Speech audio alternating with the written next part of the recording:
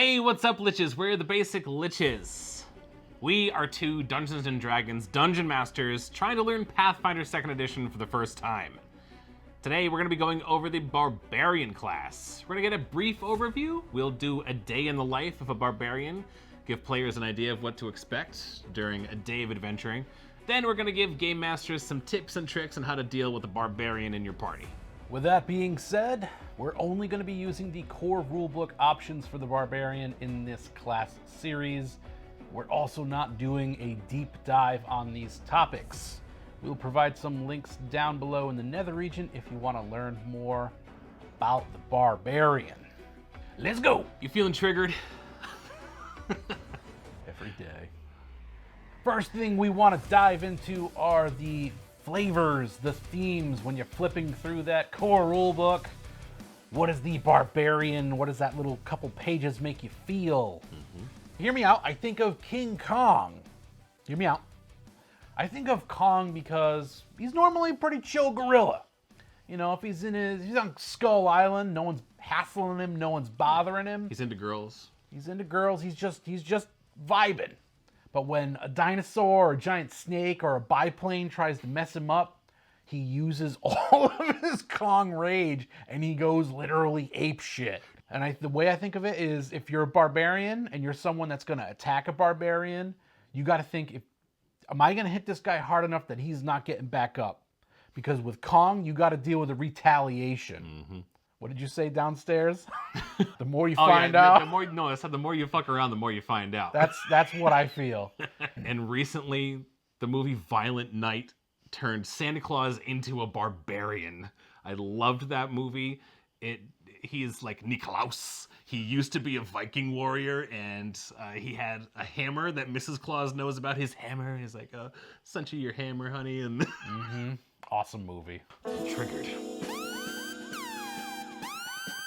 The bride. She's a barbarian. Yeah. Oh, she is a barbarian. Oh, yeah, she is. Oh, what a great female barbarian. Revenge, baby.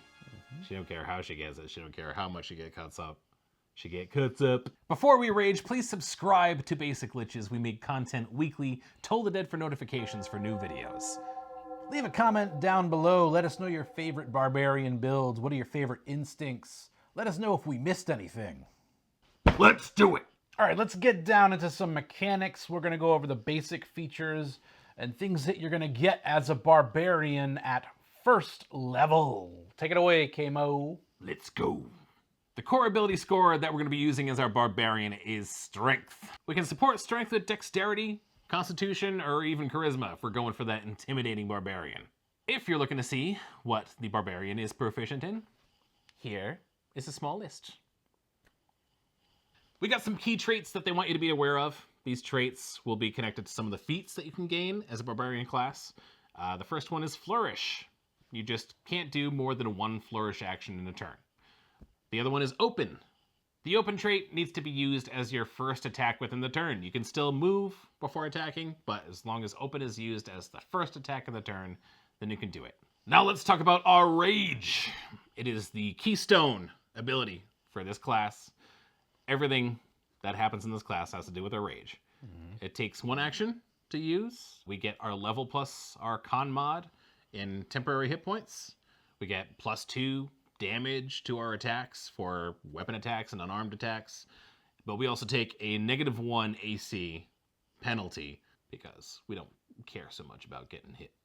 While you're raging, you cannot do any kind of concentration ability. As long as it says concentration and rage together, then you can do it. Your rage lasts for a full minute, and it can't be stopped. Not even by your own free will. You can't turn it off. It can only be stopped by being unconscious, or when you've completely run out of enemies to unleash your rage on. When your rage ends, you can't do it again for another minute, and you lose all the temp HP that you got during the last rage. The next big thing to conquer is instincts. Your barbaric instinct is what you draw your rage from. It's what makes you a unique barbarian in Pathfinder. There are 5 distinct instincts in the core rulebook. There is the animal instinct, the dragon instinct, the fury instinct, the giant instinct, and the spirit instinct.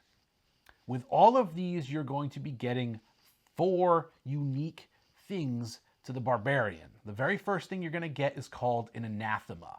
This is something that your barbarian cannot break. It is some sort of law that you live by, some sort of code that if you break, it's going to prevent you from drawing upon the next thing that you're going to get, which is your instinct ability. Yeah. Here we go. Learning is fun. Yay. If you willingly go against your anathema, the game master can take away your instinct ability, which is the next thing that you're going to get, which is a specialized power feature based on which instinct you choose. How do we get it back? Can I atone? I think you just lose it for 24 hours. Oh, okay. Yeah, it's not like a cleric or something. Do I need to go to Mandalore and bathe in the pools below the city? No, you just gotta, if you're like an animal one, you just gotta go like pet like a bear, a grizzly bear. Oh, okay. For a Just day. give some bear hugs. Third thing you're gonna get is your specialization ability. You don't really have to worry about this until 7th level, which is when it comes into play, but it is basically going to allow you to do more damage from raging. And the final thing you're going to get is raging resistance, but you don't have to worry about this until 9th level when that kicks in. So first off, we're going to talk about the animal instinct in the core rulebook, which I think is one of the most flavorful ones. Yeah. The very first thing you're going to do with the animal instinct is pick from this list right here that has 9 different animals on it. That is the animal that you draw your rage from. You sort of worship that animal. For your anathema, if you choose to disrespect that animal in any way, you lose your instinct abilities for 24 hours. Also, big thing here with the animal instinct is while you're raging, you have to use unarmed attacks like a beast. Your instinct ability is going to be bestial rage. The animal that you've chosen is going to give you some unarmed attack damage boosts. Again, because you're not allowed to use weapons. While you're raging? While raging. And those unarmed attacks are going to be gaining some traits like grapple, trip, the agile feature. I don't know, you can hit people with a frog tongue or something. I feel like the animal instinct barbarian would have a weapon on backup just in case they dropped their rage and needed to do when you're not something. raging, yeah, for sure. Then we have the dragon instinct. For Dragon Instinct, our anathema is that we just can't take a diss. If anyone is going to scour our name, then we cannot stand for it. We have to answer to it. We also can decide to love dragons or hate dragons. So if you love them, if you don't respect a dragon yourself, then you lose your ability, right? Mm-hmm. Or if you hate dragons and you fail to defeat one, maybe you show mercy to a dragon, that's a big no-no for you, and you lose your instinct ability. Instinct ability! So what's our instinct ability as the Dragon Instinct? The additional damage that we get from Rage is actually going to change based on what dragon type we choose. So if we choose the red type and we get Fire, we can get an additional 4 extra damage from our Rage. The damage from Rage is going to turn from 2 to 4, and that damage is going to be Fire. Yes, your normal attack will still just be your plain slashing or piercing damage. Yes, only the additional damage is going to change. All right, if you're pretty boring and you don't like any of the stuff we're talking about, you want to choose the Fury Instinct, in which case you do not have an anathema and you do not have an instinct ability. Instead, at level 1, you just choose an extra barbarian feat. Next up is the Giant Instinct. Their anathema is failing to face a personal strength challenge. We think this means like if someone challenges you to like an arm wrestling match or is like, oh, I bet you can't lift up that fruit cart over there. If their strength is ever questioned by someone. This isn't just like if you fail a strength check somewhere along the way. Can you imagine failing every strength failure, like, oh, you're losing your abilities. This class sucks. Your instinct ability for this subclass automatically starts you off with some extra rage damage, which is pretty nice. It starts you off with 2 to 6 extra rage damage. Plus, you have access to Titan weapons, a weapon that would normally be used for a creature that was larger than you. And it grants you you just get one, right? You just like purchase one Yep. out of the ether. Yeah, you just got to pay its cost and have the bulk be able to carry it. And then you become clumsy if you try to use it in combat. Yes, you do gain 1 clumsy while using it. And finally, we arrive at the final instinct in the core rulebook, the spirit instinct. With the spirit instinct, the anathema is, if you disrespect the dead in any way, you're going to lose your instinct ability. You can fight undead, though. That's not a big deal. Yeah, if they choose to mess with you, you can mess with them. With the spirit instinct ability, you're going to choose, while raging, if you're going to be doing positive or negative damage. This damage is going to be a little bump up. It's going to go from a +2 to a +3 while raging. And on top of that, you're going to get something called a Ghost Touch Property Rune, which essentially lets you attack incorporeal creatures like ghosts when you normally couldn't. Okay, Mo, let's get into the day in the life of this class, what it might feel like at level 1, maybe lower levels, to be a barbaric adventurer. I think when I wake up, I'm going to be hangry. I need to eat all the eggs and bacon in the inn. Protein, baby. I feel like the barbarian in the morning during downtime is going to be very alone, very self-sufficient. Going to be sharpening their blades, maybe cleaning their clothes from the night before, all the blood off. What else is our barbarian doing? So yeah, while everyone's having breakfast, sleeping, you're up. Maybe you're hitting the local shops. You're trying to use those big muscles to get the best prices, maybe intimidate people a little bit. You're going to be buying bottles of oil, so you can just be oiling your body up at all times so nobody can grapple you. Or you're going to be buying some like manacles, maybe a repair kit. We feel like the barbarian wants to be very self-sufficient. They don't want to be relying on society and civilization. They want to be taking care of themselves. You're going to use your barbaric reputation to recruit some hirelings, some meat shields, if you will, all before 9 a.m. Could even use your barbaric reputation to do some bartering. Walk into the local shop. Are you Fresnik Reznor? It is I, Fresnik Reznor. What have you got on sale today? Everything's on sale. That's what I thought. So the party's gearing up, getting ready to go adventure, and the rogue's reliable poisoner is not so reliable today. He's run out of poisons. He sends the party out to go grab some venom from some scorpions in a nearby cave. But the poisoner neglects to mention they're giant scorpions. My very first option is obviously to rage, because the poisoner didn't tell us that these were giant goddamn scorpions. Next, I can use my acute vision feat if I took that, and in this dark, dank cave system, I can see with dark vision. On my next turn, I'm going to use my brute strength to punch and grapple this scorpion, and then I'm going to use its own stinger and stab it with its own self. After that little maneuver, scorpion's gonna try to flee. Maybe there's a hole in the wall that the party can't get into because it's just a little bit too tight. Oh, but you can't hide from me. I'm just gonna smash down that wall. I'm gonna use all my brute strength, and I'm gonna just smash it on down. Get out a hammer, warhammer, whatever it takes. Just keep raging until there's no wall left. And the scorpion's like, oh shit.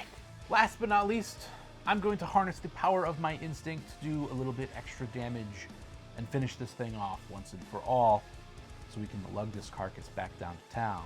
Back down to town. Downtown. Making my way downtown. Making my way downtown. Got a scorpion carcass filled with venom. Okay, so rage has settled. We're thinking clear-headed again, but we have a new mission now. We have to go talk to the poisoner who kind of screwed us over a little bit. So we pack up the scorpion carcass. Maybe my hirelings are dragging it for us, and head back to town. Go talk to this poisoner. What are we going to do, Kamo? Not too happy about this. Fresnik Reznor takes the giant scorpion carcass and lays it out on the table in front of the poisoner and does an intimidating glare directly into his eye pupils. His eye pupils. The poisoner is going to immediately rethink the amount that he has given us to go on this quest. It was a little low, I think. Don't you think? Maybe give the rogue a little extra poison while you're at it, too. After that exciting adventure, you finally make your way back to the inn for a relaxing evening. How do you wind this day down as a barbarian, Kamo? I think before we go to bed, we're going to head out to our favorite tavern, the Tilted Turtle, and get into a drinking contest. Someone's going to challenge us and say they can outdrink us. Well, we're not going to abide by that. We are not going to let that happen. We're going to outdrink the snot out of them with our heavy constitution. And then we're going to black out. We can roll on some carousing tables. Maybe we end up a D4 miles away from the tavern, sleeping next to a little baby bear cub. What a wonderful day in the life of a barbarian. I love it. Let's go ahead and make some assumptions. Let's make assumptions. How are we going to classify the barbarian if we were just going to generalize this as a type of character class? Say, melee DPS with survivability. Damage, baby. Lots of damage. You're a damage dealer. And you're also going to suck some damage up, too. Even though your AC is not going to be great, it's going to be penalized. You're going to have a lot of hit points. You're going to have temporary hit points. And you're just going to soak up some damage. We're going to get to some pros and some cons with a barbarian. For me, the big pro is you hit like a truck with this class. You are just dealing out damage, and I love that. That feels great at the table. Also, I'm a big fan of those instincts. They each have their own flavors, and I love the anathemas. I love how that provides the barbarian class with some hard-coded role-playing opportunities that a player might not do otherwise. There's actual penalties if you sort of go against this code of your barbaric ways. All right, let's get into some stuff that we don't dig, some cons. For me, I love those instincts, but I hate the fury instinct. I hate it. I hate when there is one of these things that's just like, you don't really have to deal with this cool stuff that all the other classes have to deal with. Yeah, we had a really hard time with the Core Rulebook. Archives of Nethys saved us on this one, but the Core Rulebook was vague as hell, and it expected you to read it from beginning to end and every level in between to understand the later sections. Like in the weapon specialization at level 7, it tells you in that you gain the specialization ability from your chosen instinct. But you're going, that's in the part where it's going from 1 to 20, telling you every single ability you're going to get. Yeah. When you go over to the instinct part, it makes no mention that these weapon specializations and resistances are happening at level 7, 9, and 15. No mention of that. In Archives of Nethys, we have it nicely labeled on the side in that section, 7th, 9th level. Also, in the animal instinct, there's a chart where you can pick the animals. One of them has like the charge trait ability. It doesn't exist in the Core Rulebook. Yeah, no. It got changed to the joust ability, I think is what we found out online. So be aware of that. If you pick the animal that has, I think it's the deer or the ram or something, joust is the trait that it picks up, not charge. Don't tear your hair out looking for that ability or that trait. Charge? And then the Dragon Instinct has the breath weapon. And you're looking all over the place for, there's nothing in here that says I have a breath weapon. Why am I choosing a damage type? Okay, I'm choosing damage type for the extra rage damage that we're getting. But where do I have a breath weapon? Yeah, it says next to those dragons that you pick, it says like line of fire or cone of cold or something. You're like, what do I do with this? You're like, how many feet? I have a cone, I have a lion, that's great. There's a feat that you get at Level 6. 6, yeah. That is the Dragon's Breath. It's like Raging Dragon's Breath. Yeah. But it makes no mention of it while you're reading the rules that you get that later on, and that's what you're choosing. And that's what that one little column in that in that chart means. All right, let's bring things back up to a positive. Who do you think's going to enjoy playing this class? Me. Me too. I think someone who loves intimidating just with their stature, just by standing there and not saying a word. Someone using their reputation, building reputation, being a master on the battlefield of movement, right? They can just follow creatures with feats. They can leap and bound over cave openings. They are in it, they are taking hits, and they're loving it. That's the player who's going to play this class. So how difficult do we think this class is to learn? Initially, I thought it was going to be like a 1 out of 5. but I really have to put it at that 2 out of 5 just because of those rules issues that we mentioned before. Yeah, that's so true. It makes learning the class way more of a pain than it should be.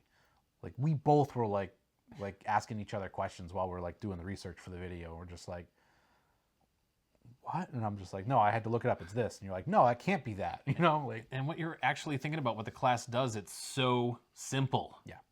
It is so simple to understand, but it does not describe it in a simple way. All right, Game Masters, we've got some tips for you if you got a barbarian in the party. What are you doing? As for combat, as for mechanics, make sure that your battlefield is very diverse with terrain level, gaps or jumps, platforms, things to pick up and grab and throw. Just multiple opportunities to use athletics and strength.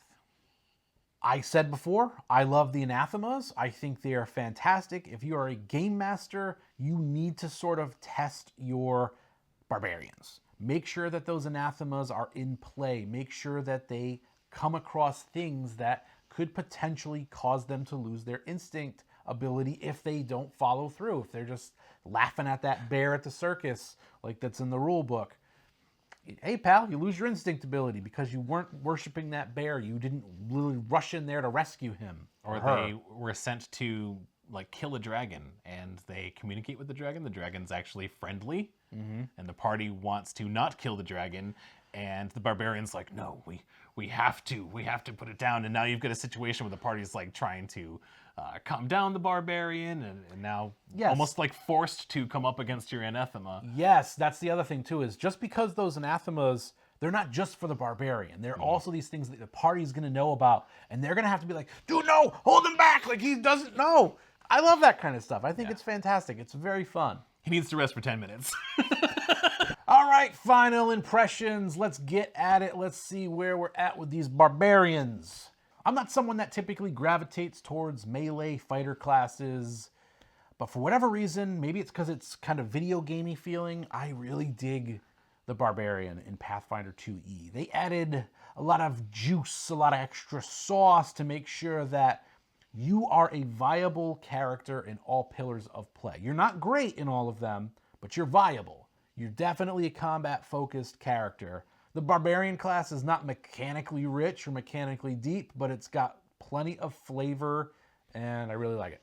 So my final thoughts is that this is how I was expecting the Barbarian to play in D&D, in 5th edition.